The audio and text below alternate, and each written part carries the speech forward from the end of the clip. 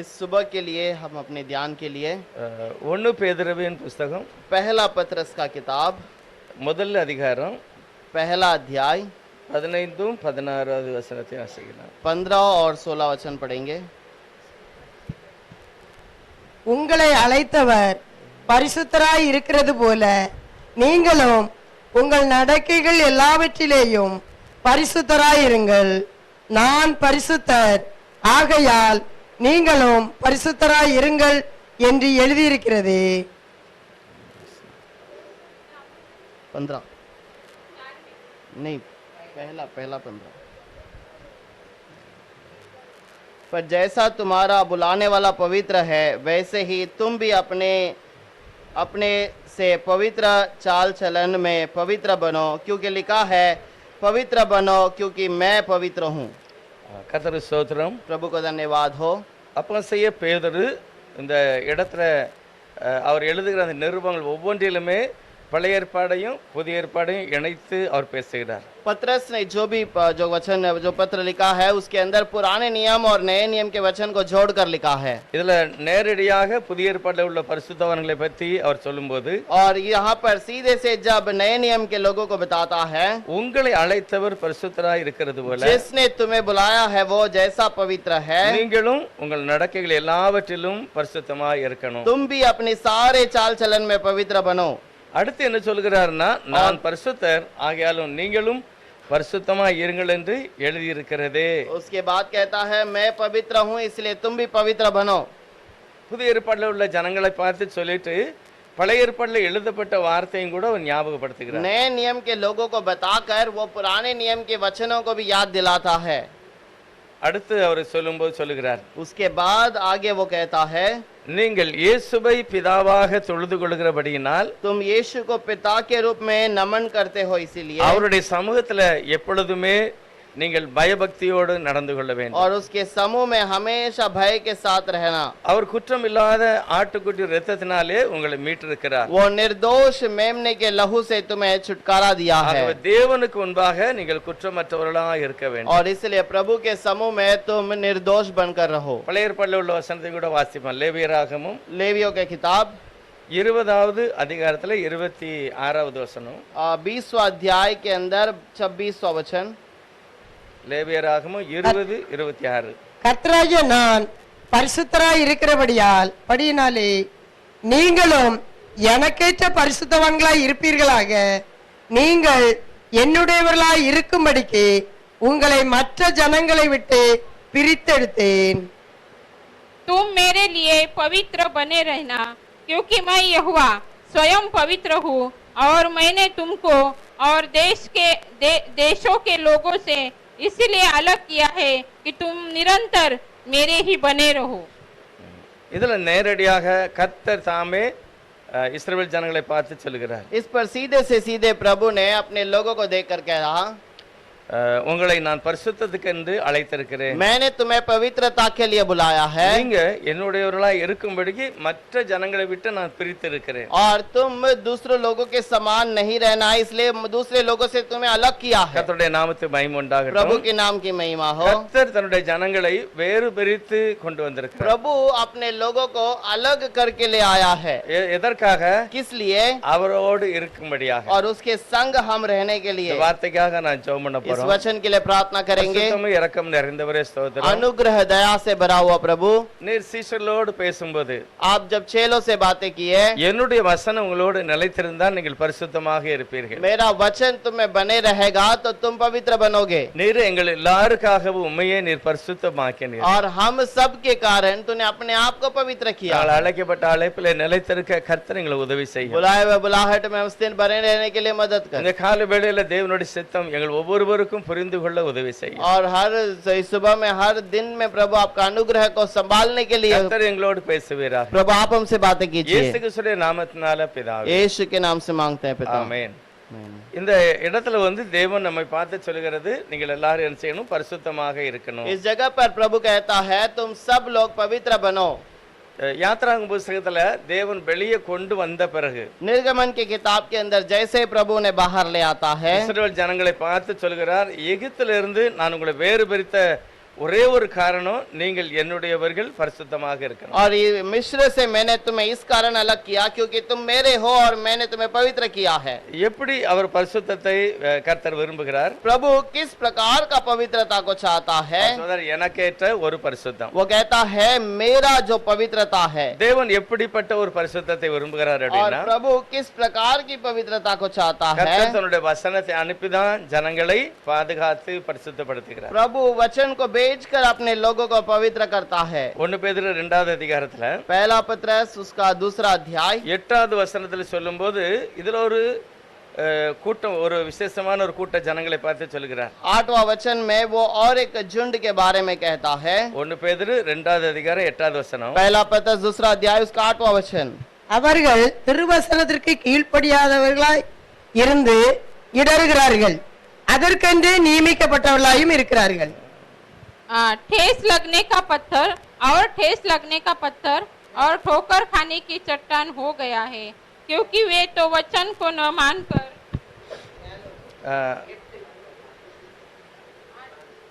இல்லை 8 தான் 7 पढ़िए। 7 अंत पढ़े. में तुम्हारे लिए जो विश्वास करते हो वह तो बहुमूल्य है, पर जो विश्वास नहीं करते उनके लिए जिस पत्थर को राजमिस्त्रियों ने निकम्मा ठहराया था वह कोने का सिरा।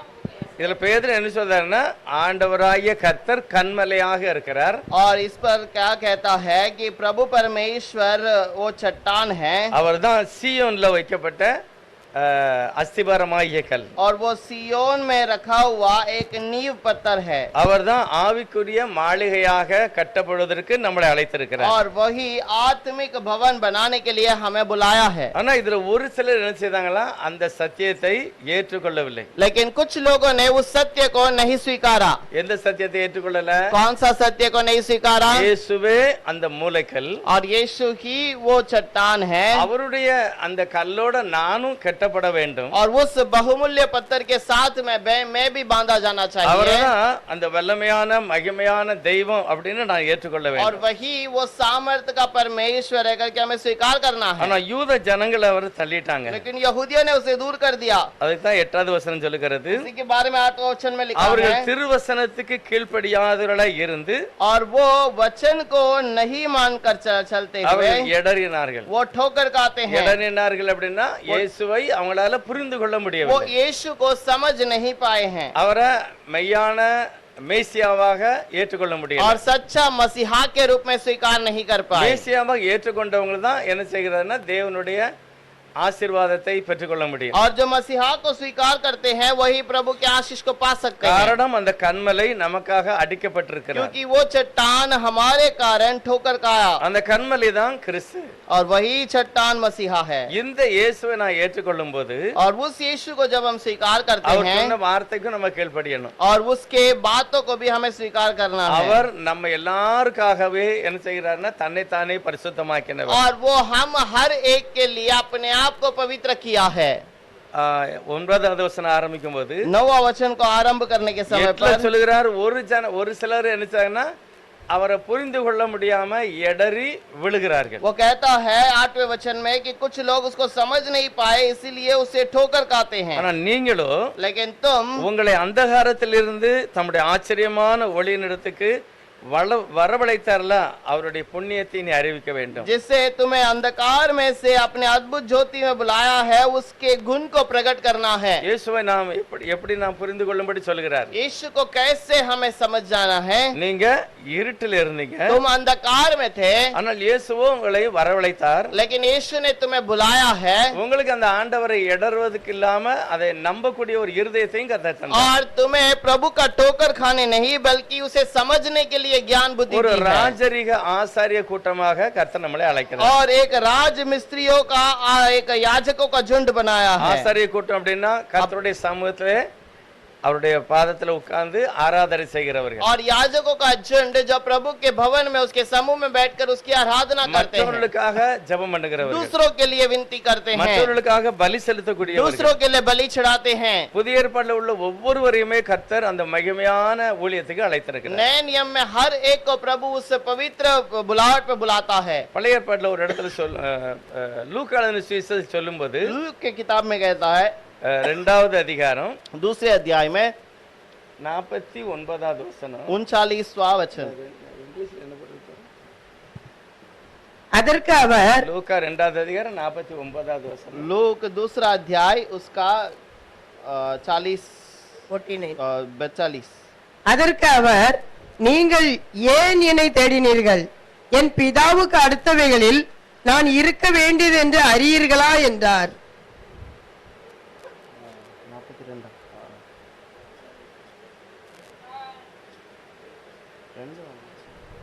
49. इसके बाद उन्होंने उसे मंदिर में उपदेशों के 49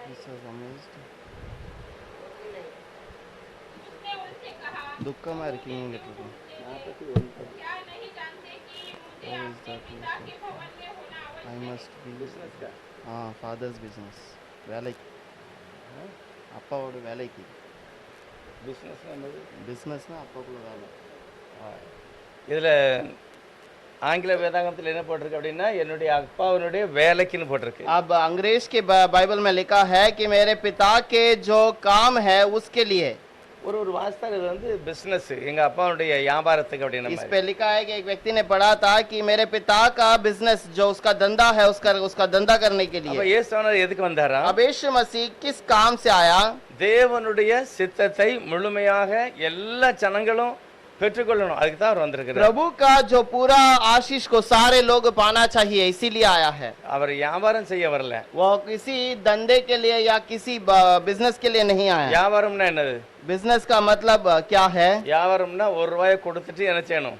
अब जो धंधा करते हैं वो लोग क्या करते हैं, 1 रुपया अगर देते हैं, ₹1 நம்ம வச்சு வியாபாரம் பார்த்தா अगर 1 रुपया को रखकर हम कोई व्यवसाय करते हैं, குறைஞ்சது ₹1.10 கிடைக்கணும். करीब 1 रुपया 10 पैसा उससे लाभ 10 पैसे का लाभ होना चाहिए, அதுதான் அது வியாபாரம் பண்ணுகிறது. और यही कोई धंधा करना है। ஆனா இயேசுவானவர் எதுக்கு வந்தாரு? लेकिन यीशु मसीह किस लिए आया था? தன்னுடைய வல்லமையை ஜனங்களுக்கு கொடுத்து அவர்களை பரிசுத்த நிலைக்கு கொண்டு வருகிறது. और अपने चीजों को प्रभु के पास देकर उसे पवित्र स्थान में उन्हें पवित्र बनाकर लाने के நான் लिए। என்னுடைய பிதாவின் வேலையை செய்வதற்காக வந்திருக்கிறேன். मैं अपने पिता के काम करने के लिए आया हूँ। பிதா என்ன செய்தாரு? पिता ने क्या किया? எல்லா இருளில் இருந்த நிலையை மாற்றி வெளிச்சமாக கொண்டு வந்தார். सारे अंधकार की बातों से बचाकर पवित्रता में ले आया, ஒழுங்கு இல்லாத ஒரு பூமியை அவர் ஒழுங்காக கொண்டு வந்தார். और जो पृथ्वी बेडोल था उसे सही बनाया। அதைத்தான் கர்த்தருடைய வேதம் சொல்லுகிறது. और इसी के बारे में वचन कहता है 1 பேதுரு 2வது அதிகாரத்துல पहला पत्रस का 2 अध्याय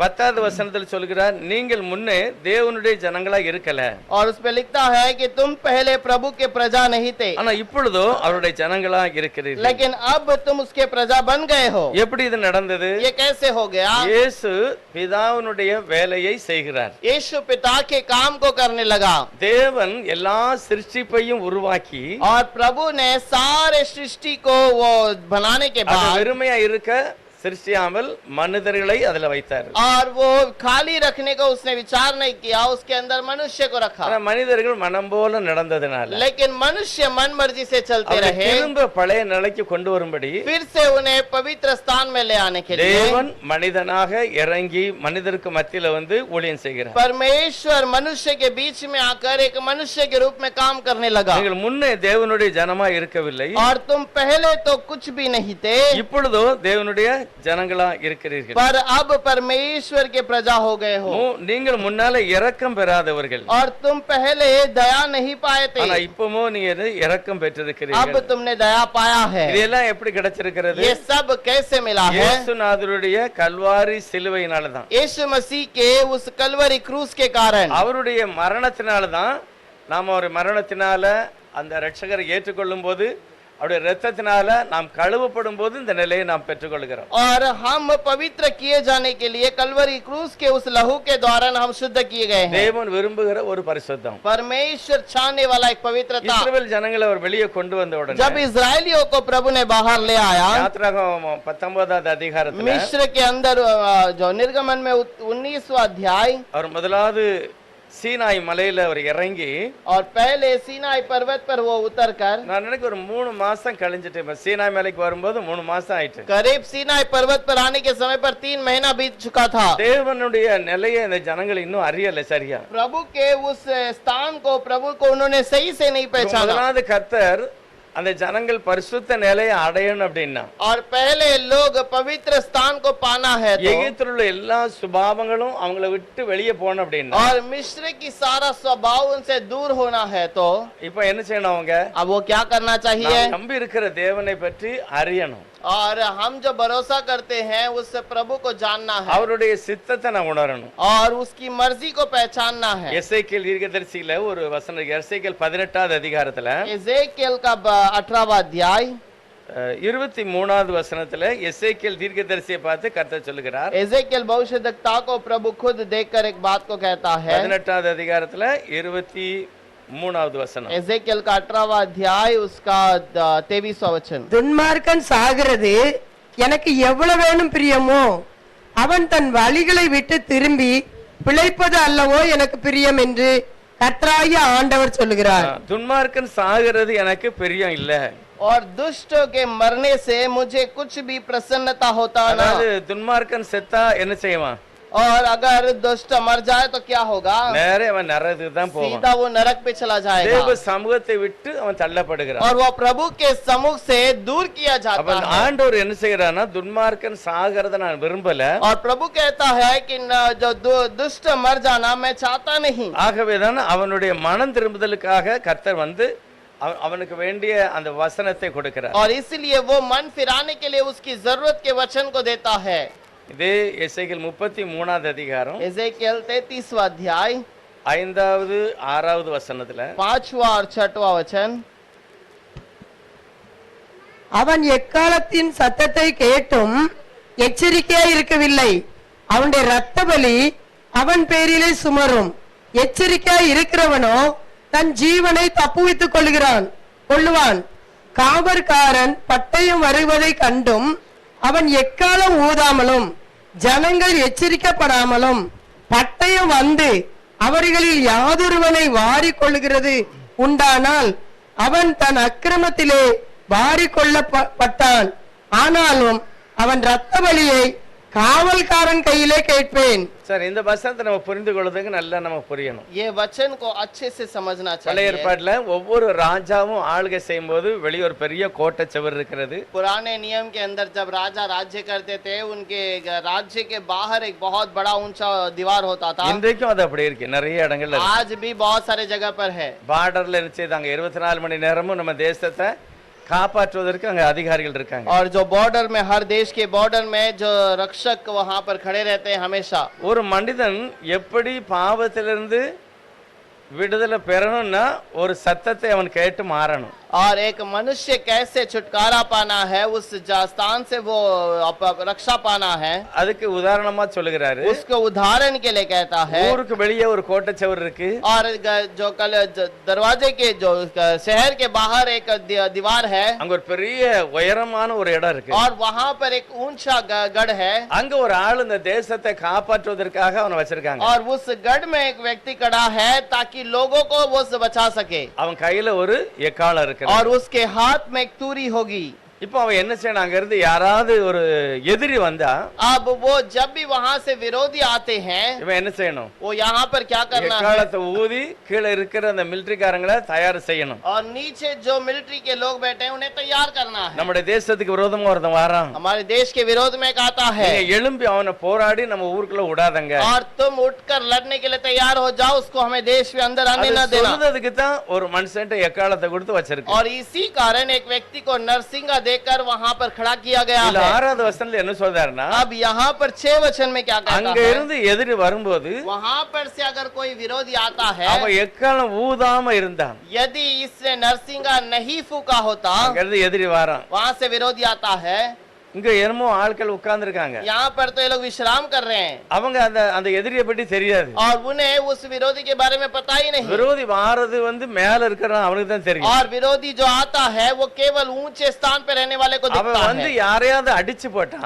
अगर उसने आके यहाँ पर किसी को मार दिया, கர்த்தர் என்ன சொல்லுகிறாரு, प्रभु क्या कहता है? யாரோ ஒருவன் கொலை செய்யப்பட்டுட்டான், और किसी ने किसी को मार दिया, இப்ப இவனுடைய இரத்த பழி யார் மேல சுமருது? अब इसका जो लहू लहू बहाने का जो जुर्म किसके ऊपर चढ़ाया இதனுடைய जाता தண்டனை है, யாருக்கு மேல வருதா? इसका दंड किसके ऊपर आता है? யார் எக்காலத்தை பிடிச்சு வச்சிருக்காரோ அவன் மேல जो வருகிறது. नरसिंगा फूक कर ऊपर खड़ा था उसके ऊपर दोषी वो ठहरेगा। அவன் சொல்லல, उसने तो कहा नहीं அதனாலதான் இவன் அழிக்கப்பட்டான். और उसने चेतावनी नहीं दी, इसीलिए ये मारा गया है। அவன் சொல்லியும் செல்லாதனாலதான் அவன் தண்டிக்கப்பட்டான். और उसने कहा है, उसने कहे बिना कि यहाँ पर हुआ, इसके कारण ये दंड में அதாவது पाया है। அவனுடைய வேலையை அவன் செய்யல. क्योंकि उसने अपना काम नहीं किया அதனாலதான் ஒரு மனிதன் செத்து விட்டான். और इसलिए एक मनुष्य वहाँ पर मर गया। இவனுடைய இரத்த பலிய யாரு சொல்லலையோ அவனிடத்துல கர்த்தர் கேட்கிறார். और जिसने ये काम को किया है उसको वहाँ पर उस स्थान को काम नहीं करने के कारण दंड मिलता है। அப்ப என்ன செய்யணும் அந்த மனுஷன்?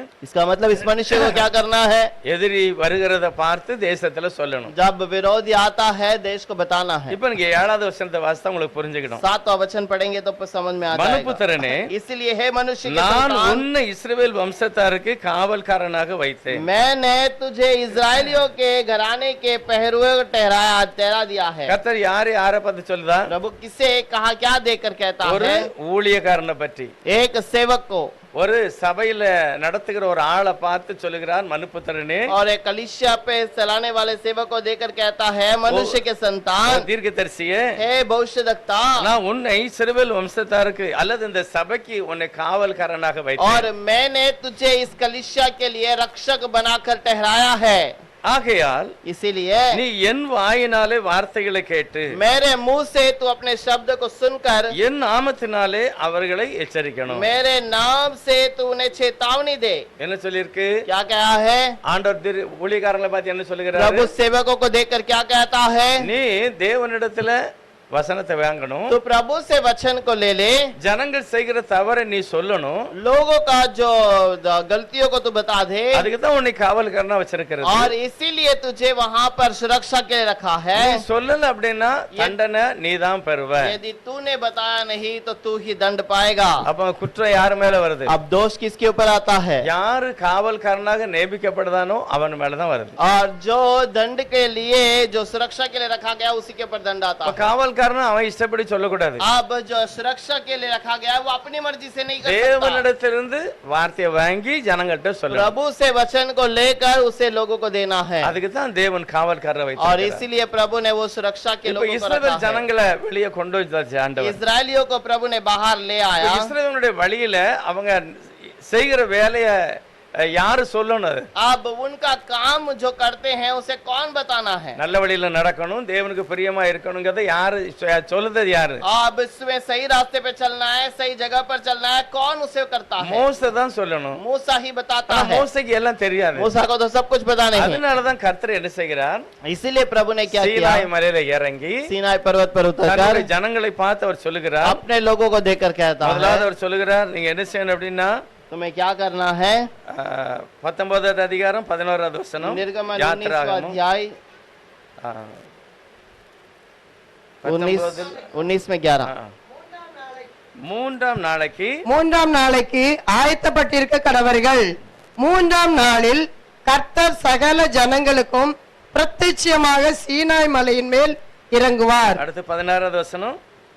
மூன்றாம் நாள் விடியற் காலத்தில் இடி முழக்கங்களும் மின்னல்களும் மலையின் மேல் கார் மேகமும் மகா பலத்த எக்கால சத்தமும் உண்டாயிற்று.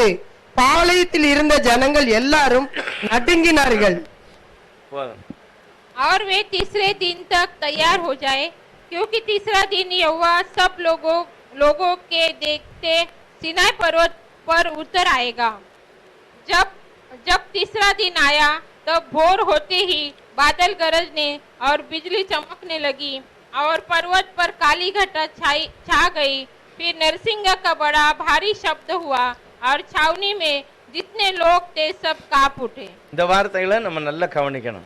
इस वचनों को हमें अच्छे से समझना है। அவர் சொல்லுகிறார், நான் பரிசுத்தர், நீங்களும் பரிசுத்தமா वो இருக்கணும். कहता है मैं पवित्र हूँ, तुम भी पवित्र बनो। எனக்கு ஏற்ற பரிசுத்தம்னு கர்த்தர் और சொல்லியிருக்கிறார். मुझे जैसा चाहिए वैसा அந்த पवित्रता। பரிசுத்தத்தை நம்ம எப்படி படித்துக் கொள்ளலாம், எப்படி उस கற்றுக்கொள்ளலாம்? पवित्रता को हम कैसे सीख सकते हैं? முதலாவது கர்த்தர் சொல்லுகிறார், நீங்க எல்லாரும் குளிச்சு சுத்தமா 3 நாளைக்கு அங்க வந்து ரெடியா இருக்கணும் पहले அப்படிங்கிறார். प्रभु कहता है तुम शुद्ध हो जाओ, नहा लो, अपने वस्त्र बदलो और वहां पर आकर खड़े रहो। முதலாவது தேவன் இறங்கக்கூடிய ஒரு இடத்துக்கு இவங்க தங்களை ஆயத்தப்படுத்தி நிக்கிறாங்க. पहली बार प्रभु एक स्थान पर उतरने वाला है, उस स्थान में लोग उससे मुलाकात करने இப்போ जाएंगे। இவங்களுக்கு எல்லாம் தேவன் என்னத்தை கொண்டு வர போகிறார்? अब प्रभु इनके लिए क्या लेकर आने वाला है, என்னது கொண்டு வர क्या போகிறார்? लेकर आने वाला है। இவங்களுக்கு கொடுக்க வேண்டிய காரியத்தை எகிப்துல தேவன் கொடுத்துட்டார். और इनको जो जरूरत थी ये सारा सब कुछ मिस्र में ही प्रभु ने दे दिया। அவங்களுக்கு விடுதலை தேவை, उन्हें छुटकारा चाहिए था, அது இலவசமா கிடைச்சிக்கிட்டு. वो मुफ्त में मिल गया।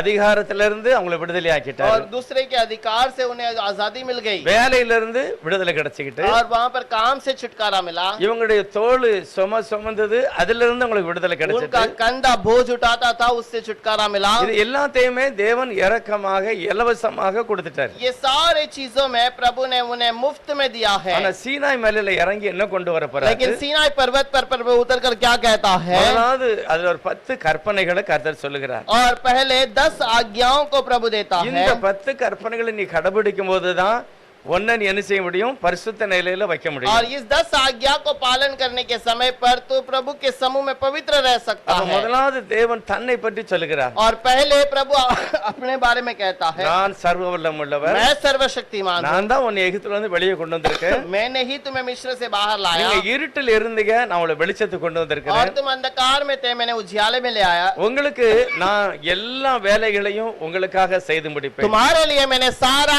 सब कुछ पूरा कर दिया ஆனா है। என்ன விட்டுட்டு நீங்க வேற யாரும் என்ன செய்ய கூடாது? வணங்க கூடாது. और मुझे छोड़कर तुम और किसी की नमन न करना, எதையுமே நீ உருவாக்க கூடாது. और किसी चीज को न बनाना। தேவன் இதுல ரொம்ப கட்டன் ரைட்டா இருக்கிறார். प्रभु इस पे बहुत चेतावनी देता நம்முடைய है। தேவன் பரிசுத்தரா இருக்கிறார். हमारा परमेश्वर पवित्र है, அவருக்கு ஒரு உருவம் இல்லாத இருந்தது. और उसका कोई स्वरूप नहीं है, ஆகவே நீங்க எந்த ஒரு உருவத்தையுமே உருவாக்க கூடாது. और इसीलिए कोई भी स्वरूप उसके लिए न बनाना, எதையுமே நீ நமஸ்கரிக்க கூடாது. किसी भी चीज को नमन न करना, முழு இருதயத்தோட நீ என்னை ஆராதிக்கணும். पूरे मन से तू केवल मेरी नमन करना। அடுத்து அந்த கற்பனையில் சொல்கிறார், நீ 6 நாள் நீ வேலை செய்யணும். और उसके बाद प्रभु कहता है 6 दिन तुम्हें काम करना है, ஆனா 7வது நாள் கர்த்தருடைய சமூகத்துல நீ காத்திருக்கணும். लेकिन 7वां दिन प्रभु के समूह में इंतजार कर। அவன் கண்டிப்பா நீ வேலை செய்யணும், நீ காத்திருக்கணும். जरूर काम भी करना है, प्रभु के समूह में भी रहना இப்படி है। எல்லாம் நீ செய்த அப்படின்னா ये सारा चीज पालन करे। அவர் சொல்கிறார், நான் 1000 தலைமுறை மட்டும் உன்னுடைய குடும்பத்தை ரட்சித்து वो ஆசீர்வதிப்பேன். कहता है कि हजारों पीढ़ी तक मैं तुम्हें संभाल कर चलाऊंगा। ஒருவேளை நீ என்னுடைய கட்டளைக்கு கீழ்ப்படியல அப்படின்னா यदि तू मेरी आज्ञाओं का उल्लंघन करता है, நான் என்ன செய்வேன்? உன்னை தண்டிப்பேன். मैं तुम्हें दंड दूंगा। 3-4 தலைமுறை மட்டும் உன்னுடைய பிள்ளைகளையும் கூட அது பாதிக்கும். तीसरा या चौथी पीढ़ी तक वो तुम्हारे परिवार के ऊपर दोषी होगा। நீ தப்பு செய்தன்னா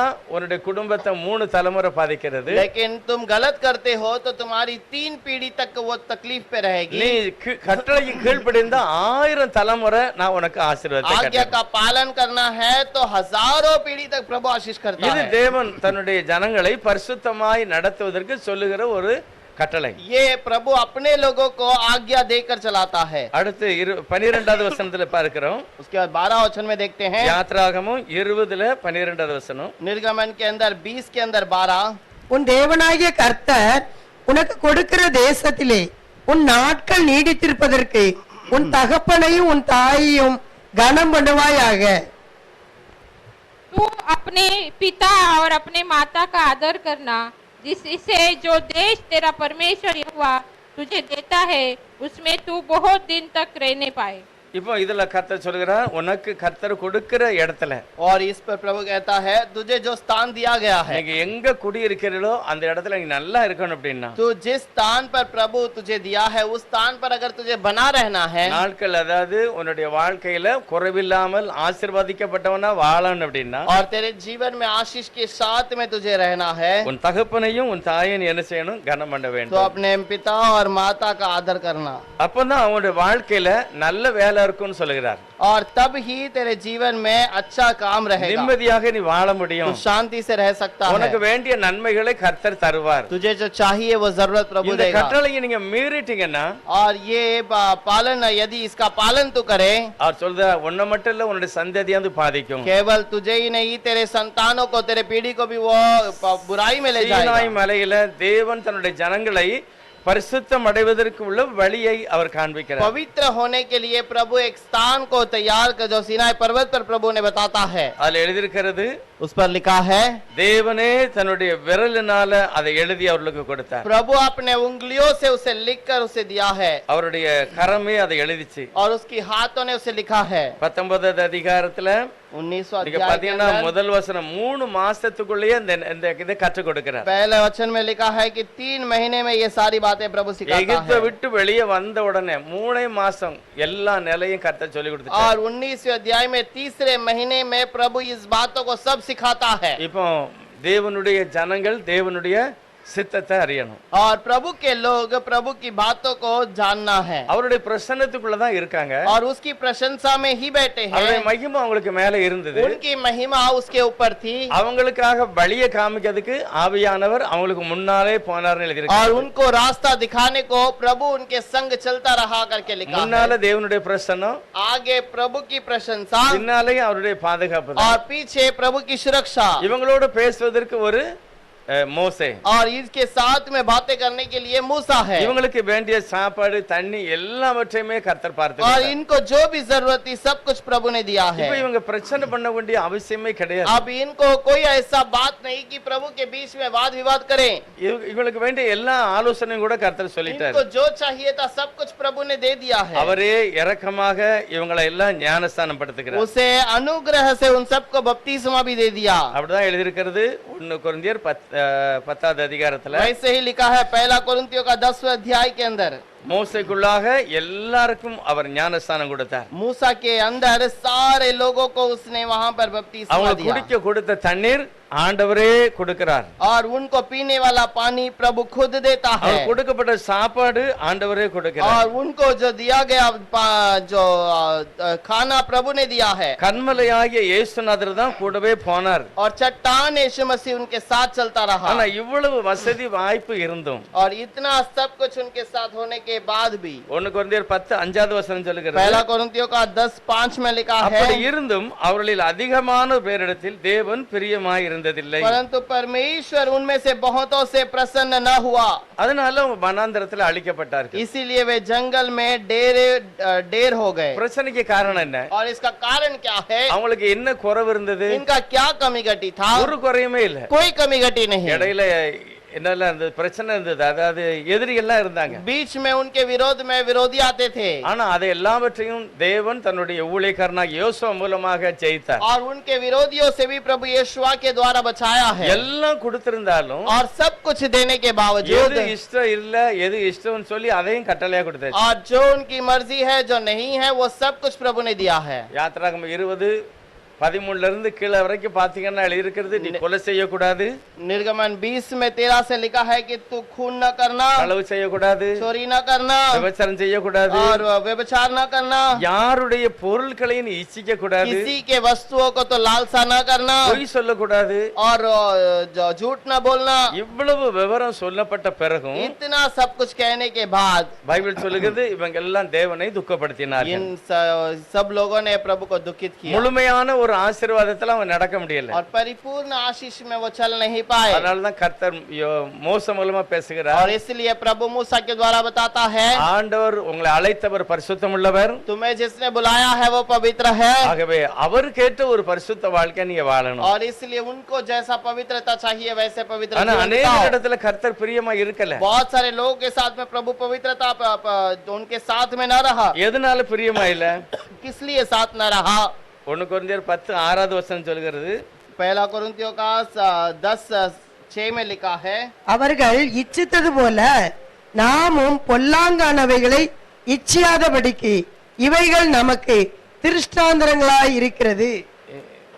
ये बातें हमारे लिए दृष्टांत ठहरी कि जैसा उन्होंने लालच किया वैसे हम बुरे वस्तुओं की लालच न करें। இதுல அவங்க என்ன என்ன செய்தாங்களா? இச்சித்தார்கள்னு போட்டிருக்கு. और इस पर लिखा है उन्होंने उसकी लालसा की। என்னத்தை இச்சித்தாங்க? क्या लालच की है? எதுல இச்சையில விழுந்தாங்க? कौन सी लालसा में वो लोग पड़ गए? பக்கத்துல, அதாவது தேவனுடைய ஜனங்கள் அல்லாதவர்கள், और जो प्रभु के लोग नहीं थे, அத பிலேயாமுடைய கூட்டத்தார், वो बालाम के जो झुंड है, அவங்க அவங்களுடைய மூர்த்தியை அவங்க கும்பிட்டு என்னெல்லாமோ செய்துகிட்டு இருக்காங்க. और वो अपनी मूर्ति को नमन करके को बहुत सारे कार्य कर रहे हैं அவங்களே இவங்க கொண்டு வந்து எதையாவது கொடுக்காங்க. और उन लोगों को ये लेकर आकर उन्हें कुछ देते हैं இவைகளை இச்சித்து அவங்களோட சம்பந்தம் வச்சிருக்காங்க. और ये लालसा करके उनके साथ में संबंध रखे தேவனுடைய சித்தத்தை தெரிஞ்சிருந்தும் தங்களையே இவங்க தவறான காரியத்துக்கு ஒப்பு கொடுத்ததுனால தான் और प्रभु की मर्जी को जानकर भी वो प्रभु से अपने आप को दूर किए इसलिए அதுல நிறைய மோசமான காரியத்தை எழுதியிருக்கு 7வது வசனத்துல. 7वां वचन में बहुत सारी बुरी बातों के बारे அவங்க में लिखा है புசித்தார்கள், குடித்தார்கள், उन्होंने खाया पिया,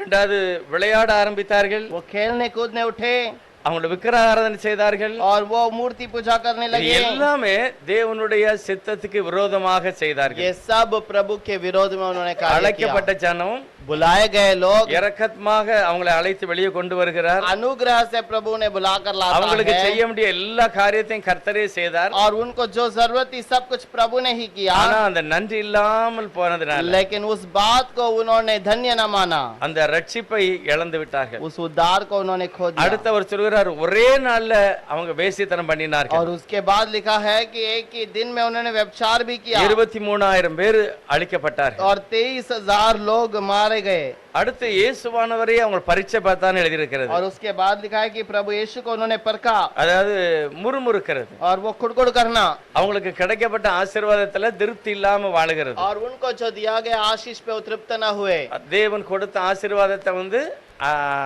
அதை மனப்பூர்வமா ஏற்றுக்கொள்ளல. और प्रभु ने जो आशीष दी उसे मन पूर्व उसे उन्होंने स्वीकार न किया ஆண்டவர் சொல்கிறார் சகரியா மல்கியா புஸ்தகத்துல சொல்லும்போது मलाकी की किताब में प्रभु कहता है நீங்க பேசுகிறது எனக்கு பிடிக்கல அப்படின்னு तुम சொல்லுகிறாரு. जो बातें करते हो मुझे पसंद नहीं எனக்கு ரொம்ப கஷ்டமா இருக்கு मुझे அப்படின்னு बहुत दुख होता है அவங்க சொல்றாங்க நான் அப்படி ஒண்ணும் உங்களை கஷ்டப்படுத்தல. वो कहता है कि प्रभु कहता है कि मैंने तुम्हें ऐसा कुछ दुख न किया மல்கியா 3வது அதிகாரம் 13வது வசனத்தை சொல்லுகிறார். मलाकी का 3रा अध्याय उसका 23वां वचन நீங்கள் எனக்கு விரோதமாய் பேசின பேச்சுக்கள் கடினமாய் இருக்கிறது என்று கர்த்தர் சொல்லுகிறார்.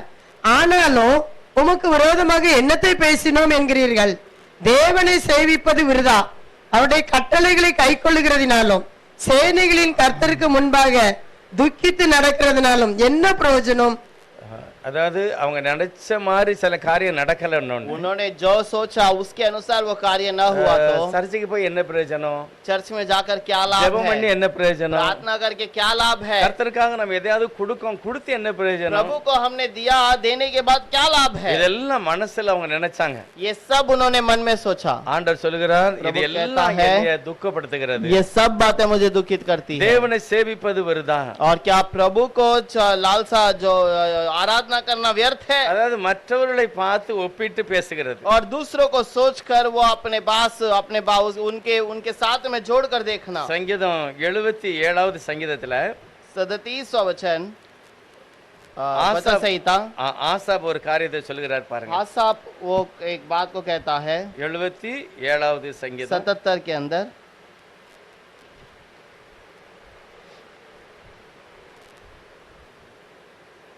7வது வசனத்துல और 7वां वचन पर அதாவது நினைச்சதெல்லாம் நடக்கலன்னு ஒண்ணு ஆண்டவர் நித்திய காலமாய் தள்ளிவிடுவாரோ, ஆண்டவர் எங்களை அப்படியே தள்ளி விடுறாரோ, இனி ஒருபோதும் தயவு செய்யாதிருப்பாரோ, அவர் எங்களுக்கு ஒரு நிம்மதியான ஒரு வாழ்க்கை தர மாட்டாரோ, அவருடைய கிருபை முற்றிலும் அற்று போயிட்டோ, அவருடைய கிருபையெல்லாம் அப்படியே அழிஞ்சிட்டா, நம்மளுக்கு வாக்குத்தத்தமானது தலைமுறை தலைமுறைக்கும் ஒளிந்து போயிட்டோ, தேவன் இரக்கம் செய்ய மறந்தாரோ, கோபத்தினாலே தமது உருக்கமான இரக்கங்களை அடைத்து கொண்டாரோ என்று. இது எல்லாமே ஒரு மனுஷனுடைய வாழ்க்கையில நடக்கல அப்படிங்கும் போது இதெல்லாம் யோசித்து வாயினால சொல்றாங்க. और ये कुछ बातें जब अपने जीवन में नहीं होता है तो इन बातों को विचार करके वो इस बात को कहता है. இதைத்தான் கர்த்தர் சொல்லுகிறார், இது பரிசுத்தத்தை நீ குலைத்து விடுகிறாய். और इसी को प्रभु कहता है तो अपनी पवित्रता को इस पे दबा देता है. இஸ்ரவேல் ஜனங்கள் இப்படிதான் செய்தாங்க. इस्राएलियों ने भी ऐसे ही किया. ஆகவே தேவன் அவர்கள் மேல் எல்லாரிடத்திலும் பிரியமாய் இருக்கவில்லை. और इसीलिए फिर भी प्रभु सारे लोगों पर उनके पर प्यार न அவர்கள் दिखाया. முறுமுறுத்தார்கள், நீங்களும் முறுமுறுக்க கூடாது. उन्होंने कुड़कुड़ किया, तुम भी कुड़कुड़ न करना. எதனால முறுமுறுத்தாங்க? क्यों कुड़कुड़ किए? அவங்க நினைச்ச மாதிரி அவங்களுக்கு தண்ணி கிடைக்கல, அதனால முறுமுறுத்தாங்க. उन्होंने जैसा चाहा वैसा पानी नहीं मिला इसलिए वो कुड़कुड़ எங்களுடைய करने மிருக लगे. ஜீவனம் எல்லாம் அழிஞ்சிரும், கர்த்தர் அதுக்கு தான் கொண்டு வந்துட்டார் அப்படின்னாங்க. और हमारे जानवर सब मर जाएंगे, प्रभु इसीलिए हमें यहाँ ले आया. இவ்வளவுலாம் சொல்லியும் முறுமுறுத்ததுனால அந்த அழைக்கப்பட்டதை அவர்கள் இழந்து விட்டார்கள். और इतना सब कुछ लेने के बाद भी वो प्रभु के उस बुलाहट को वो खो दिए। இப்போ தேவன் புதிய ஏற்பாட்டு காலத்துல கொஞ்சம் வித்தியாசமான காரியங்களை செய்கிறார். अब नए नियम के अंदर प्रभु एक विषय अलग बातों को करता है। எபிரேயர் 12வது அதிகாரத்துல इब्रानियों का 12वां अध्याय, இப்போ எபிரேயருக்கு எழுதின நிருபத்துல அவர் சொல்லும்போது நம் புதிய ஏற்பாட்டில் உள்ள பரிசுத்தவான்களை பத்தி ஒரு காரியம் சொல்கிறார். और इब्रानियों के किताब के अंदर वो नए नियम के पवित्र लोगों के बारे में कुछ कहता है। முதலாவது சீனாய் மலையில என்ன நடந்தது அப்படின்னு சொல்லுகிறார். पहले सीनाई पर्वत पर क्या बात हुआ है, 12வது அதிகாரம் 19வது வசனம் சொல்லுகிறது. और 12वां अध्याय उसका 19वां वचन में लिखा है। யாத்ராகமம் 19வது அதிகாரத்துல தேவன் எப்படி இறங்கி ஜனங்களோடு பேசினார், और जैसे निर्गमन में प्रभु स्वर्ग से उतर कर उनसे बातें किया, அதுதான் 12:19 இருக்கிறது. और यही 12:19 में लिखा है। அங்க எக்கால சத்தம் வந்தது. और वहां पर आकाश ध्वनि हुई, தேவனுடைய அந்த இறங்கும் போது இடி முழக்கம் உண்டாயிற்று. और प्रभु का वहां पर गर्जनाट सुनाई दिया, ஒரு பெரிய மின்னல் எல்லாம் வந்தது. और बहुत बड़ी बिजली चमकने लगी। இவ்வளவு காரியம் நடந்து தேவன் அந்த இடத்துல இறங்கி ஜனங்களோடு பேசினார். और ये सारा बात होने के बाद प्रभु उतर कर उन लोगों से बातें की। யாருமே அந்த மலையை தொடக்கூடாதுன்னு சொன்னார். कोई भी इस पर्वत को न छूना करके कहा, அதை யாரும் தொட்டா செத்து போயிருன்னு சொன்னாரு. और उसे छूओगे तो मर जाओगे करके कहा। 21வது வசனம் சொல்லுது, மோசே மிகவும் பயந்து நடுங்கினான். 21वें वचन में लिखा है, मूसा डर गया और कांपने लगा। அதனால அதை சகிக்க முடியலன்னு சொல்லி மோசே அந்த காரியம் பயங்கரமா இருந்ததுன்னு சொல்லுகிறார். और मूसा खुद उस बात को देखकर इतना भयंकरता करके वो भयभीत हो गया பழைய है। ஏற்பாட்டுல உள்ள அழைக்கப்பட்ட ஜனங்களுக்கு கொடுக்கப்பட்ட ஒரு நிலை. पुराने नियम पर बुलाए गए लोगों को दिया गया एक बात है, ஆனா புதிய ஏற்பாட்டுல ஆண்டவர் ஆட்டுக்குட்டியோட ரத்தம் தன்னுடைய ரத்தத்தை சிந்தி நம்மளை மீட்டு கொண்டார். लेकिन नए नियम में प्रभु अपने मेमने को वहां पर बलि चढ़ा कर देता है। இப்ப நமக்கு அப்படிப்பட்ட ஒரு சீனாய் மலையில கீழே கொண்டு விட்டுட்டு நம்மளை பார்த்து சொல்லல. और अब प्रभु ने यहाँ पर हमको नीचे छोड़कर कुछ बात को नहीं कहा। இதுல 22வது வசனம் வாசிக்கலாம். और 22वां वचन में पढ़ेंगे, எபிரேயர் 12:22. इब्रानियों में 12 में 22। நீங்களோ சீயோன் மலையின் இடத்திற்கும் ஜீவனுள்ள தேவனுடைய நகரமாகிய பரம எருசலேமின் இடத்திற்கும் 1000-10,000 தேவ தூதர்களிடத்திற்கும் பரலோகத்தில் பேர் எழுதியிருக்கிற முதற் பேரானவர்களின் சர்வ சங்கமாகிய சபையினிடத்திற்கும் யாவருக்கும் நியாயாதிபதியாகிய தேவனிடத்திற்கும் சரி போதும். पर तुम सियोन के पहाड़ के पास और जीवित परमेश्वर का नगर स्वर्गीय यरूशलेम के पास और लाखों स्वर्गदूतों और उन पैलोटे के साधारण सभा कलिसिया और जिनके नाम स्वर्ग में लिखे हुए और सबके न्यायी परमेश्वर के पास और सिद्ध किए हुए धर्मियों की आत्माओं இப்ப இது புதிய ஏற்பாட்டில் உள்ள சபையை பற்றி சொல்லுகிறார். और ये नए नियम के उस कलीसिया के बारे में कहता இப்போ है। நம்ம சீனாய் மலையில வரல, எங்க வந்திருக்கோம்? சியோன் மலை பக்கத்துல வந்திருக்கோம். अब हम सीनाई पर्वत पर नहीं बल्कि सियोन पर्वत पर हम आए हैं। சியோன் பர்வதம் தான் ஆண்டவருடைய வாசஸ்தலம். सियोन पर्वत प्रभु का निवास स्थान है, தேவ ஜனங்கள் கூடுகிற ஒரு இடம். परमेश्वर के लोग इकट्ठे होने वाला இப்போ स्थान அவருடைய है। நாமத்தை நம்ம ஆராதிக்கிற அந்த இடம் தான் சியோன் और பர்வதம். जिस स्थान पर हम उसकी आराधना करते हैं वो सियोन पर्वत है। இங்க என்ன நடக்கிறதா? अब यहाँ पर क्या होता है? 1000-10,000 தேவதூதர்கள் இருக்கிறார்கள். और हजारों हजारों में लाखों में वहाँ पर स्वर्गदूत हैं। சர்வ சங்கத்தை ஆளுகிற தேவனுடைய பிரசன்னம் இருக்கிறது. और सर्वशक्तिमान जो परमेश्वर राज्य करता है उसकी प्रशंसा है। பரலோகத்தில் பெயர் எழுதப்பட்ட பரிசுத்தவான்கள், और स्वर्ग में लिखा नाम जिसका लिखा हुआ है वो पवित्र लोग। இரண்டாவது புதிய உடன்படிக்கையின் மத்தியஸ்தராக இயேசு கிறிஸ்து நம்ம மத்தியில இருக்கிறார். और नए नियम का जो पवित्र है परमेश्वर यीशु मसीह हमारे समूह में है। 24வது வசனம் சொல்லுகிறாரு, और 23-24 वचन में कहता है, இயேசுநாதருடைய ரத்தம் தெளிக்கப்பட்ட ஒரு இடம். यीशु का लहू छिड़काया हुआ वो स्थान है। உங்க மேல அந்த ரத்தம் தெளிக்கப்பட்டிருக்கிறது. तुम्हारे ऊपर वो लहू बहाया गया। ஆனா 2 ரத்தத்தை பேசுகிறார். 2 लहू के बारे में कहता है। அங்க ஒரு ரத்தத்தை ஓமானமா சொல்லுகிறார்.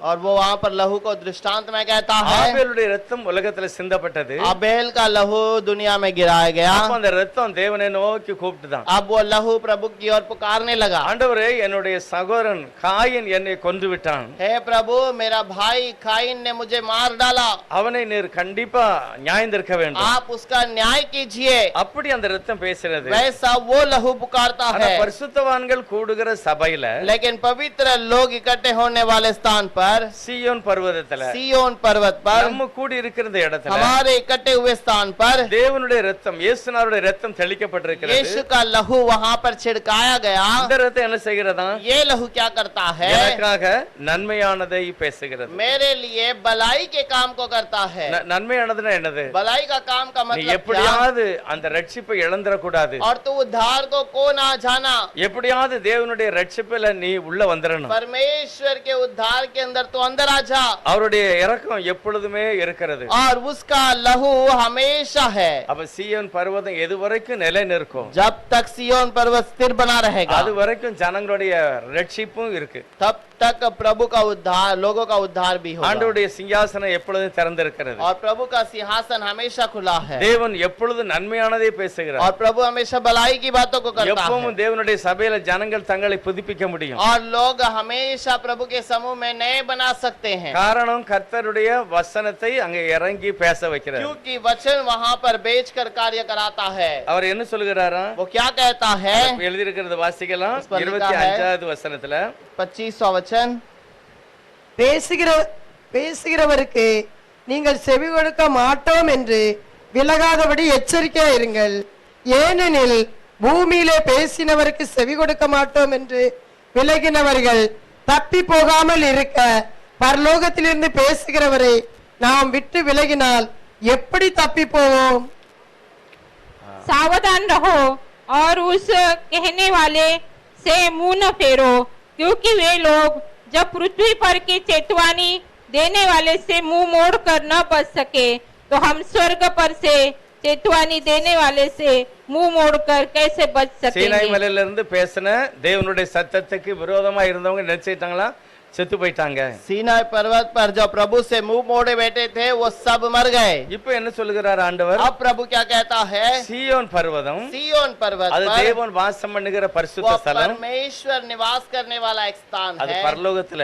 वो स्वर्ग में है। அதே பரிசுத்த ஸ்தலம் பூலோகத்திலயும் இருக்கிறது. वही पवित्र स्थान पृथ्वी पर भी है। நம்ம தேவனுடைய சனமா கூடும்போது அந்த இடத்துல தேவனுடைய பரிசுத்த வாசஸ்தலம். और हम जब प्रभु के समूह में इकट्ठे होते हैं तो वो हमारे लिए पवित्र स्थान இதுல है। சொல்லுகிறார் தேவன் பரலோகத்திலிருந்து உங்களோட பேசுகிறார். और एक व्यक्ति कहता है प्रभु स्वर्ग से तुमसे वो बातें करता है। சீனாய் மலையில இருந்து பேசின தேவனுடைய சத்தத்தை கேளாதவர்கள் அழிக்கப்பட்டார்கள். सीनाई पर्वत पर बांधा हुआ परमेश्वर वो लोगों से बातें करता है, இல்ல அவங்க அழிக்கப்பட்டாங்க. वो नाश किए गए। ஆனா பரலோகத்திலிருந்து பேசுகிற கர்த்தருடைய சத்தத்துக்கு நம்ம செவி கொடுக்கலன்னா लेकिन स्वर्ग से बातें करने वाले प्रभु की आवाज को अगर हमने नहीं सुना, எப்படி தப்பித்துக் हम கொள்வோம்? कैसे அப்ப बचेंगे? புதிய ஏற்பாடுல தேவனுடைய ஜனங்களுக்கு மத்தியில नए नियम में प्रभु के लोगों के बीच में தேவனே நம்ம மத்தியில பேசுகிறார். प्रभु खुद हमसे बातें करता है। எசேக்கியா தீர்க்கதரிசி என்ன சொன்னாரு? एजेकिया भविष्यवक्ता क्या कहता நீதான் இந்த है? ஜனக்கூட்டத்துக்கு காவலாளி. तू ही इन लोगों का एक सुरक्षक है। நீதான் தேவனுடைய சத்தத்தை அங்க இருந்து கேட்டு ஜனங்களை எச்சரிக்கணும். तू ही लोगों को बुलाकर इन लोगों को चेतावनी देना உன்னுடைய है। சத்தத்துக்கு அவங்க செவி கொடுக்கல அப்படின்னா तेरे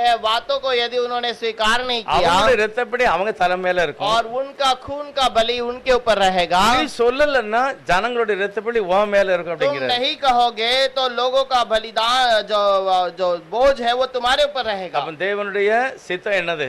प्रभु की मर्जी क्या है? தேவனுடைய சபையில போய் நான் வாசனத்துக்கு கேட்டு நான் கீழ்ப்படியணும், அதுதான் தேவனுடைய சித்தம். प्रभु के भवन में जाकर वचन को पढ़ना है और वचन को सुनकर आज्ञा पालन करना, यही प्रभु की इच्छा है। தேவனுடைய சித்தத்துக்கு நீ ஒப்பு கொடுக்கணும். प्रभु की मर्जी के लिए अर्पण करना है அப்பதான் தேவனுடைய ஆசீர்வாதத்தை நான் பெற முடியும். और तब ही हम प्रभु की आशीष को पा सकते தேவன் हैं। அன்றும் பேசுகிறார், இன்றைக்கும் பேசுகிறார். प्रभु उस दिन भी बात किया, आज भी बातें करता அவருடைய है। வசனம் தான் நம்மளை பரிசுத்தத்தின் நேராய் நடத்தும். उसका वचन ही हमें पवित्रता की ओर चलाता ஆனா है। கடைசியில தேவன் அந்த சீனாய் மலையில இறங்கும் போது எப்படி ஒரு இடி முழக்கம் ஒரு மின்னல்லாம் உண்டாச்சோ, और जैसा सीनाई पर्वत पर उतरा था तब जब गर्जनाहट और बिजली भड़क रही थी, அதேதான் அப்போஸ்தலர் 2வது அதிகாரத்திலே நடந்தது. और वही प्रेरितों के दूसरे अध्याय पर भी हुआ। அதே தேவனுடைய பிரசன்னம் அப்போஸ்தலர் 2வது அதிகாரம் மேல் வீட்டறையில இறங்கிச்சு. और वही प्रेरितों का जो आत्मा, पवित्र आत्मा प्रेरितों के ऊपर दूसरे कोठरी पे उतरा। அப்போஸ்தலர்கள் தேவனுடைய ஆவியால் நிரப்பப்பட்டார்கள். प्रेरित पवित्र आत्मा से भर गए। தேவனுடைய மகத்துவங்களை ஜனங்களுக்கு சொன்னாங்க. प्रभु की महिमा की बात को उन्होंने देखा, ஆனா மனசிலே குத்தப்பட்டவர்கள் அந்த சந்தோஷத்தை பெற்றுக்கொண்டார்கள். लेकिन मन में दोषी ठहराए गए और वो प्रभु की बात को स्वीकार न எத்தனை किया। பேரு தங்களுடைய பாவங்களை அறிக்கை செய்தாங்களோ அவங்க தான் அப்போஸ்தலரோடு சேர்த்து और கொள்ளப்பட்டார்கள். जितने लोगों ने स्वीकार नहीं किया वही प्रेरितों के समूह में वहां पर रहते हैं। அப்போஸ்தலர் 2வது அதிகாரம் 47வது வசனம் சொல்லும்போது प्रेरितों के दूसरे अध्याय के अंदर 42वां वचन में कहता ஒவ்வொரு है நாளும் தினந்தோறும் हर एक दिन ஆண்டவர் ரட்சிக்கப்பட்டவர்களை மனஸ்தாபப்பட்டவர்களை அந்த சபையிலே சேர்த்து கொண்டு வந்தார். जो मन का पश्चाताप करने लगे, जो उद्धार पाए, उनको प्रभु ने भवन அந்த में इकट्ठा மகிமையான किया சபையில சேர்த்து और கொள்ளப்பட்டார்கள். उस महिमा में कलीसिया में इकट्ठे किए। அப்படிதான் நம்மளையும் சேர்த்து வச்சிருக்கிறார். वैसे ही हमें भी इकट्ठा करता है। ஆனாலும் முழுமையான ஒரு நிலையை நான் இன்னும் பெற்றுக்கொள்ளல. और फिर भी हम एक परिपूर्णता को नहीं पाते। அதுக்கு தான் நம்மளை கர்த்தர் அழைத்திருக்கிறார். इसीलिए तो प्रभु ने हमें बुलाया है அதுக்கு தான் நம்ம என்ன செய்யணும்? ஆயத்தப்படணும். और इसी कारण हमें तैयार சபையில होना வந்து है। நம்ம வாசிக்கிற வார்த்தைகள், और हम कलीसिया में आगमन के अंदर आने के समय पर पढ़ने वाले वचन, நம்ம வாசிக்கிற சங்கீதம், पढ़ने वाला वचन संहिता கேட்கிற எந்த ஒரு வசனமா இருந்தாலும் और जो सुनने वाले कोई भी वचन क्यों ना அந்த हो, வசனத்துக்கு என்னென்ன ஒப்பு கொடுக்கணும். वो वचन के लिए अर्पण करना है। ஆண்டவர் என்னாகம புத்தகத்துல மோசேயை பார்த்து ஒரு வார்த்தை சொல்லுகிறார். और प्रभु निर्गमन के किताब के अंदर मूसा को देकर कहता है 6வது அதிகாரத்துல 6वां अध्याय 24, 25, 26 மூணு காரியங்களை அந்த ஜனங்களை பார்த்து சொல்லுகிறார். और 24, 25 और 26 में कहता है என்னாகம 6வது அதிகாரத்துல निर्गमन 6 गिनती 6 கர்த்தர் உன்னை ஆசீர்வதித்து முதலாவது அவர் சொல்லுகிறார், கர்த்தர் உன்னை ஆசீர்வதிக்கணும், உன்னை காக்க கடவர். அவர்தான் உன்னை காப்பாற்ற வேண்டும். கர்த்தர் தம்முடைய முகத்தை உன்மேல் பிரகாசிக்க பண்ணி இப்ப என்ன செய்யணும்? கர்த்தர் தன்னுடைய முகத்தை உன் மேல பிரகாசிக்க பண்ணணும். உன்மேல் கிருபையா இருக்க கடவர். உன் மேல இரக்கமாய் கிருபையா கர்த்தர் தம்முடைய முகத்தை உன்மேல் பிரசன்னமாக்கி உனக்கு சமாதானம் கட்டளையிட கடவர் என்பது. எல்லா விதத்திலுமே தேவனுடைய சமூகத்துல வந்து நிற்கிறவர்களுக்கு தான் தேவனுடைய மனிதனுக்கு ஆசாரியர்களை பார்த்து சொல்லுகிறார். और प्रभु याजकों को देकर कहता है, ஆரோனோடும் அவனுடைய குமாரனோடும் சொல்லுகிறார், आरोन और उसके पुत्र से कहता நீங்க है, இஸ்ரவேல் ஜனங்கள் எப்பமெல்லாம் சபையில கூடி வராங்களோ, तुम जब भी इजरायली लोग इकट्ठा होकर आते हैं தேவனுடைய சத்தத்தை கேட்பதற்கு பிரகாரத்துக்கு வராங்களோ, और प्रभु के समूह में जो तैयार होकर आते हैं, அப்ப என்ன செய்யணும்? நீங்க ஜனங்களை பார்த்து तब तुम्हें क्या करना है? लोगों को கர்த்தர் உங்களை देखकर ஆசீர்வதிப்பாரு. प्रभु आपको आशीष करेगा। கர்த்தர் அவருடைய முகத்தில் உள்ள ரட்சிப்பின் பிரகாசத்தை உங்க மேல பேசுவாரு. प्रभु अपने चेहरे को चमक को तुम्हारे पर चमकाएगा। அவர் உங்க மேல கிருபையா वो இருப்பாரு. तुम्हारे पर अनुग्रह करता है। இந்த ரட்சிப்பை பெற்றுக்கொள்வதற்கு தகுதியானவங்க யாரு? और ये उद्धार को पाने वाला योग्य कौन है? யாரெல்லாம் தேவனுடைய சமூகத்துல வந்து நியாய பிரமாணத்தை கேட்டாங்களோ அவங்களுக்கு தான். और जो भी व्यवस्था को सुनते हैं उसका पालन करते हैं, उन्हीं के लिए அவங்களுக்கு है। தான் இப்படிப்பட்ட ஆசீர்வாதமான வார்த்தைகளை கர்த்தர் और சொல்றார். उन्हीं के लिए ऐसे आशीष की बात को प्रभु இந்த कहता है। கடைசி நாள்ல इस आखिरी समय पर அதே இடி முழக்கம், वही जो गर्जनाट அதே हुई, மின்னல், वही जो बिजली है, அதே ஒரு சத்தத்தோட தேவன் இறங்கி उसी வரப்போறார். आवाज के साथ प्रभु उतर कर आएगा। அப்ப என்ன நடக்க போகுது? तब क्या होगा? ஒரு பெரிய மாற்றமே நடக்க போகுது. बहुत बड़ा बदलावट होगा। முதல் அவர் சீனாய் மலையில் இறங்கி தன்னுடைய சித்தத்தை சொன்னார். पहले सीनाई पर्वत पर उतरकर वो अपनी मर्जी को बताया। திரும்ப சபையில அவருடைய சித்தம் அறிவிக்கப்படுகிறது. उसके बाद कलिसिया में उसकी मर्जी बताई गई। பெந்தேகோஸ்து நாள் அன்னைக்கு பரிசுத்த ஆவியானவர் இறங்கி बेंदेगोस के दिन में पवित्र परमेश्वर उतरकर அவர்களோடு பேசி எடைபட்டு அவளை சரியான சத்தியத்துல நடத்தினார். उनसे बातें किया और उन्हें सही मार्ग में चलाने लगा। அவருடைய ஆவியானவர் தான். और वही पवित्र आत्मा, இயேசுவானவரே ஒரு மனுஷனுக்குள்ள இருந்து அவனை சத்தியத்துல நடத்தணும். यीशु मसीह ही उन्हें अंदर उसके अंदर रहकर सत्य में चलाना है। அவருடைய வார்த்தையை நம்ம வாசிக்கும் போது தான் அவரோட நம்ம நடக்கிறோம். और उसके समूह में चलने के समय पर उसकी मर्जी से हम चलते हैं। வசனத்தை வாசிக்கும் போது, वचन को पढ़ने के समय வசனத்தை पर, கேட்கும் போது वचन को सुनने के समय पर இயேசுவானவரே அந்த வார்த்தையில நிறைவுள்ளவரா இருக்கிறார். यीशु मसीह उस वचन के अंदर அவர் परिपूर्ण வசனத்தை அனுப்பி ஜனங்களை பரிசுத்தப்படுத்தினார். वचन को बेचकर लोगों को पवित्र करता है। இன்னைக்கு நம்ம அதுக்கு தான் அழைக்கப்பட்டிருக்கிறோம். आज हम इसीलिए बुलाए गए நம்மளை हैं। பார்த்து கர்த்தர் சொல்லுகிறார், हमें देखकर प्रभु कहता है, உங்களை அழைத்தவர் வந்து பரிசுத்தம் உள்ளவர். और तुम्हें जो बुलाया है वो पवित्र ஆகவே है। உங்கள் நடக்க எல்லாவற்றிலும் நீங்கள் பரிசுத்தமா இருக்கணும். तुम्हारी हर एक चाल चलन में तुम पवित्र बनो। தேவன் விரும்புகிற ஒரு பரிசுத்தம். और प्रभु चाहने वाला एक पवित्रता। அதுக்கு முதலாவது நம்ம அந்த 10 கற்பனைகளை கர்த்தர் उस சொல்லுகிறார். पर 10 आज्ञाओं को प्रभु देता ஆனா है। இந்த கடைசி நாள்ல लेकिन इस आखिरी நம்ம சபையில समय पर கூடி வரும்போது हम जब कलीसिया में इकट्ठे होते हैं, ஆவியானவர்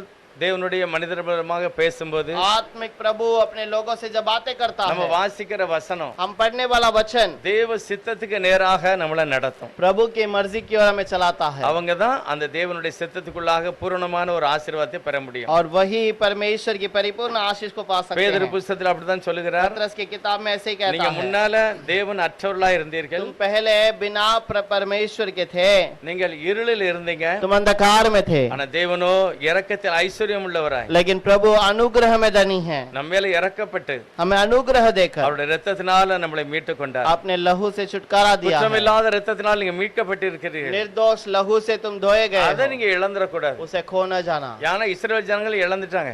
क्योंकि इजरायलियों ने उसे खो दिया எகிப்துல அவங்களுக்கு கிடைச்ச எல்லா ஆசீர்வாதத்தையுமே நடுவழியில விட்டுட்டாங்க. और मिस्र में जो भी आशीष उन्हें मिला वो सब रास्ते में छोड़ दिए, அந்த ராஜாவுடைய கையில இருந்து விடுதலை ஆச்சு, और राजा के हाथ से छुटकारा मिला, வேலையில இருந்து விடுதலை, काम से छुटकारा।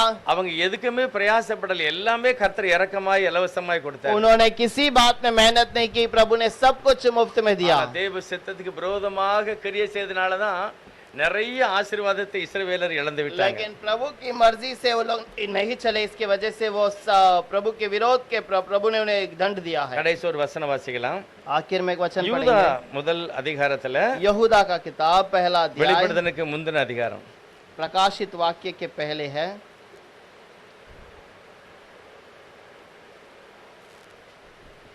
5வது வசனம். 5वां वचन, நீங்கள் முன்னமே அறிந்திருந்தாலும் நான் உங்களுக்கு நினைப்பூட்ட விரும்புகிறது என்னவெனில், கர்த்தர் தமது ஜனத்தை எகிப்து தேசத்திலிருந்து வரப்பண்ணி ரட்சித்து பின்பு விசுவாசியாதவர்களே அளித்தார்.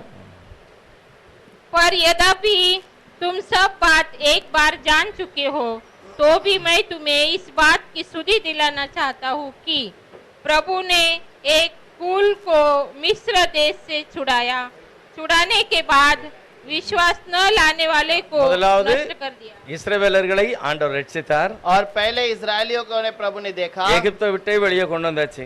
और मिस्र से बाहर लाया, அவங்களுக்கு வேண்டிய சகல நன்மைகளையும் கர்த்தர் செய்தார். उनकी सारी जरूरतों को प्रभु ने पूरा ஆனா, அதுக்கு किया। பிறகு யாரு அவருடைய அந்த சித்தத்துக்கு ஒப்பு கொடுக்கலையோ அவங்க தான் அழிக்கப்பட்டாங்க. जिन्होंने उसकी मर्जी के लिए अर्पण नहीं किए, उन सबको प्रभु ने वहां पर दंड दिया। இதே காரியம் நமக்கு நடந்திருக்கா? यही बात क्या हमारे जीवन में हुआ है?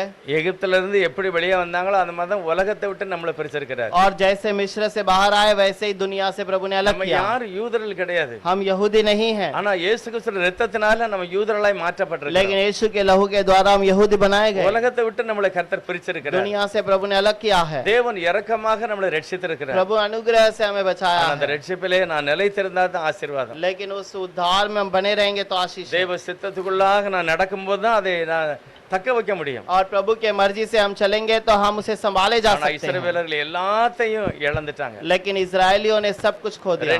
ரெண்டு பேர் தான் உத்தமமாய் நடந்தார்கள்னு போட்டிருக்கு. केवल 2 ही लोग उत्तम हृदय से चले हैं। இன்னைக்கு நம்ம கேட்கணும், ஆண்டவரே எனக்கு உத்தம இருதயத்தோடு நடக்கும். आज हमें कहना है, प्रभु हमें उत्तम हृदय दे। ஆதியாகமம் 17வது அதிகாரம் முதல் வசனத்துல उत्पत्ति का पहला अध्याय 17 முதல் வசனத்துல ஆபிரகாம் பார்த்து சொல்லுகிறார். उत्पत्ति का 17 पहला में प्रभु अब्राहम से कहता है, 99 वयसு, तेरा 99 उम्र है।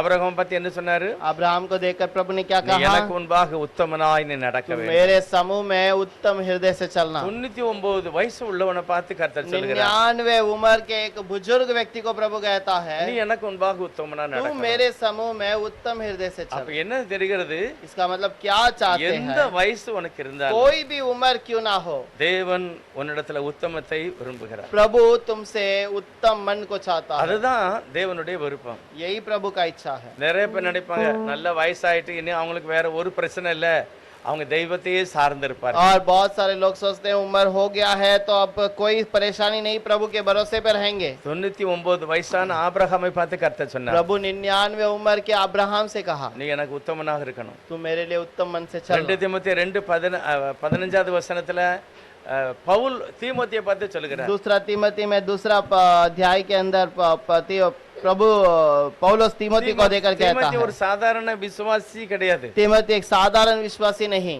தீமோத்தேயு எப்படிப்பட்ட ஆளு? तीमोथी किस प्रकार का है? பவுல் சொல்றார், என்னைய போல உள்ளவன். पौलुस कहता है तू मेरे समान है। பவுல் எப்படிப்பட்ட ஆளு? पौल कैसा है?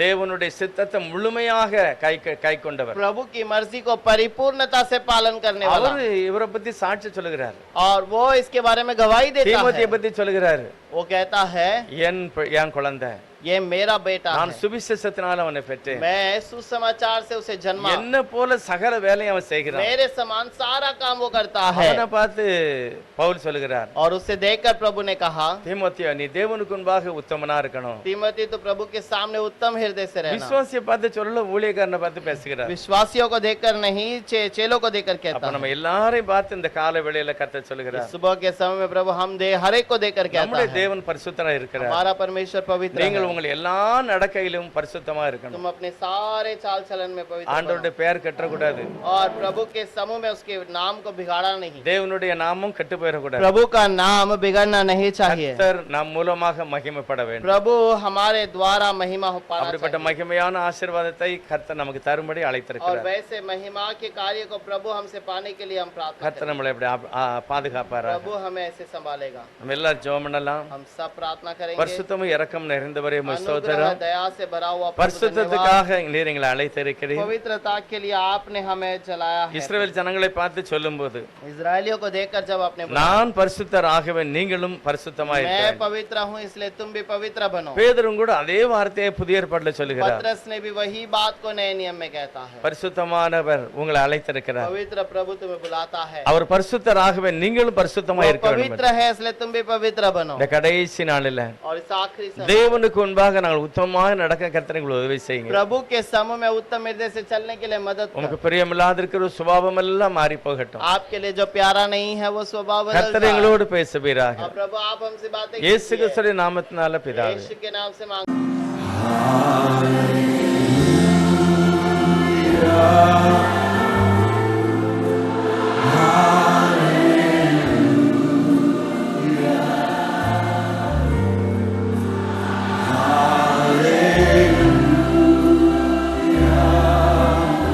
Thank you, Jesus.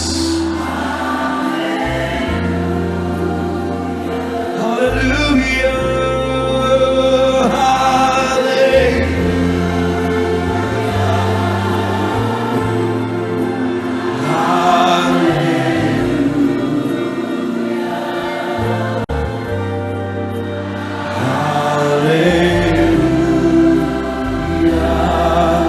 Hallelujah. Come on, let's sing. Thank you, Jesus. Thank you, Jesus. Thank you, Jesus. Thank you, Jesus.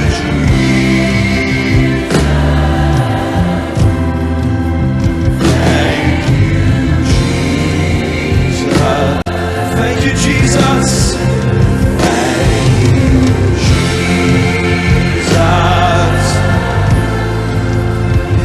Thank you,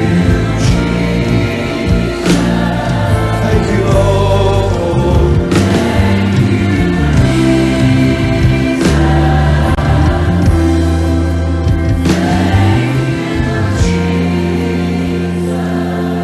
Let's sing this. Holy, holy.